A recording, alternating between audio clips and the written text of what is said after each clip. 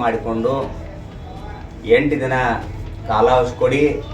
8 ದಿನದ ನಂತರ ನಿಮ್ಮ ಸಮಸ್ಯೆಗಳಿಗೆ ಏನಾದರೂ ಒಂದು ನಾವು ಪರಿಹಾರ ಕಂಡುಕೊಳ್ತಕ್ಕಂಥ ವಿಚಾರವನ್ನು ಮಾಡಿ ನಿಮ್ಮನ್ನು ಕರೆದು ತಿಳಿಸ್ತೀವಿ ಅಂತ ಹೇಳಿ 8 ದಿವಸ ಧರಣಿಯನ್ನು ಕೈಬಿಟ್ಟು ಮುಂದಕ್ಕೆ ಹಾಕಿದರು. ಆ ರೀತಿಯಾಗಿ 8 ದಿವಸ ಕಾಲಾವಕಾಶ ಕೊಟ್ಟು ನಮ್ಮ ಸಮಸ್ಯೆಗೆ ಯಾವುದೇ ರೀತಿಯ ಪರಿಹಾರ ಕಂಡುಕೊಳ್ಳದೇ ಇರೋದರಿಂದ ಪುನಃ ನಮ್ಮ ಬೀದಿ ಬದಿ ವ್ಯಾಪಾರಸ್ಥರ ಸಮಸ್ಯೆಗಳನ್ನು ಪರಿಹಾರ ಆಗದೇ ಇದ್ದ ಕಾರಣಕ್ಕಾಗಿ ಪುನಃ ನಾವು ಅನಿರ್ದಿಷ್ಟವಾಗಿ ಅಂತ ಹೇಳಿ 8 ದಿವಸ ಧರಣಿಯನ್ನು ಕೈಬಿಟ್ಟು ಮುಂದಕ್ಕೆ ಹಾಕಿದರು. ಆ ರೀತಿಯಾಗಿ 8 ದಿವಸ ಕಾಲಾವಕಾಶ ಕೊಟ್ಟು ನಮ್ಮ ಸಮಸ್ಯೆಗೆ ಯಾವುದೇ ರೀತಿಯ ಪರಿಹಾರ ಕಂಡುಕೊಳ್ಳದೇ ಇರೋದರಿಂದ ಪುನಃ ನಮ್ಮ ಬೀದಿ ಬದಿ ವ್ಯಾಪಾರಸ್ಥರ ಸಮಸ್ಯೆಗಳನ್ನು ಪರಿಹಾರ ಆಗದೇ ಇದ್ದ ಕಾರಣಕ್ಕಾಗಿ ಪುನಃ ನಾವು ಅನಿರ್ದಿಷ್ಟವಾಗಿ ಹೋರಾಟವನ್ನು ಸತ್ಯಾಗ್ರಹವನ್ನು ಮಾಡಿಕೊಂಡಿದ್ದೇವೆ. ಈ ಹೋರಾಟ ತಹಶೀಲ್ದಾರ ಕಚೇರಿಯಿಂದ ಪ್ರಾರಂಭಗೊಂಡು ಜನರ ಒಂದು ಎಲ್ಲ ವ್ಯಾಪಾರಸ್ಥರು ಕೂಡಿಕೊಂಡು ನಡಿಗೆಯ ಮೂಲಕ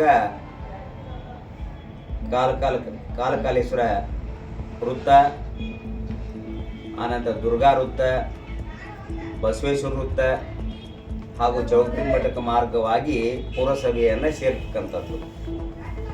ಪುರಸಭೆಗೆ ಸೇರಿ ನಮ್ಮ ಸಮಸ್ಯೆಗಳನ್ನು ಮತ್ತೊಮ್ಮೆ ಪುರಸಭೆಯವರಿಗೆ ಅರಿಕೆ ಮಾಡಿಕೊಂಡು ಸ್ಪಂದಿಸಲಿಕ್ಕೆ ಪ್ರಯತ್ನ ಪಡುವುದು. ಅವರು ನಮ್ಮ ಸಮಸ್ಯೆಗಳಿಗೆ ಸ್ಪಂದಿಸಿ ಸಂಬಂಧಪಟ್ಟ ಅಧಿಕಾರಿಗಳಿಗೆ ಮಾತುಕತೆ ಮಾಡಿಕೊಂಡು ನಮ್ಮ ಒಂದು ವಿಚಾರವನ್ನು ಯಥಾ ರೀತಿಯಾಗಿ ಮೊದಲನೇ ಜಾಗದೊಳಗೆ ನಮಗೆ ವ್ಯಾಪಾರ ಮಾಡಲಿಕ್ಕೆ ಅನುಕೂಲ ಮಾಡಿಕೊಡ್ತಕ್ಕಂಥದ್ದು ಮತ್ತು ಇನ್ನಿತರ ಸಮಸ್ಯೆಗಳನ್ನು ದೂರಗೊಳಿಸಿ ನಮ್ಮ ವ್ಯಾಪಾರ ಧರ್ಮಕ್ಕೆ ಅವರು ಸಹಕಾರ ನೀಡಬೇಕಂತಕ್ಕಂಥ ಕಳಕಳಿ ಮನವಿಯನ್ನು ಮಾಡ್ತೇವೆ. ಒಂದು ವೇಳೆ ಅವರು ನಮಗೆ ಸ್ಪಂದನೆ ಮಾಡ್ತಾ ಇದ್ದಂದ್ರೆ ನಮ್ಮ ಹೋರಾಟ ನ್ಯಾಯ ಸಿಗುವವರೆಗೂ ನಮ್ಮ ಹೋರಾಟ ಮುಂದುವರ್ತದೆ. ಅದಕ್ಕೆ ಈ ಹೋರಾಟದಲ್ಲಿ ಸಾರ್ವಜನಿಕರು ಅವರಿಗೂ ಕೂಡ ಇದರಿಂದ ಬಹಳ ತೊಂದರೆ ಆಗಿದೆ. ಯಾಕಂದರೆ ಇವತ್ತು ದಿವಸ ನಾವು ಬೀದಿ ಬದಿ ವ್ಯಾಪಾರ ಮಾಡಬೇಕಾದ್ರೆ ಸಾರ್ವಜನಿಕರು ನಮ್ಮ ಹತ್ರ ಬಂದಾಗ ನಮ್ಮ ವ್ಯಾಪಾರ, ಅವರಿಗೂ ಕೂಡ ಸನಿಹದಲ್ಲಿ ಇದ್ದಂಥ ಒಂದು ವ್ಯಾಪಾರ ಬೀದಿ ಬದಿ ವ್ಯಾಪಾರ ಇವತ್ತು ದಿವಸ ಗೊತ್ತು ಗುರಿ ಇಲ್ಲದಂಥ ಜಾಗಿ ಒಳಗೆ ಅದು ಏನಪ್ಪ ಅಂತಂದ್ರೆ APMC ಯಾರ್ಡಿನ ಎದುರುಗಡೆ ಇರ್ತಕ್ಕಂಥ ಒಂದು ಬಯಲು ಜಾಗಿ ಒಳಗೆ ತೆಗೆದುಕೊಂಡು ಹೋಗಿ ಹಾಕಿದ್ದಾರೆ. ಹೀಗಾಗಿ ಸಾರ್ವಜನಿಕರಿಗೂ ತೊಂದರೆ ಆಗ್ಲಿಕ್ಕತ್ತದೆ.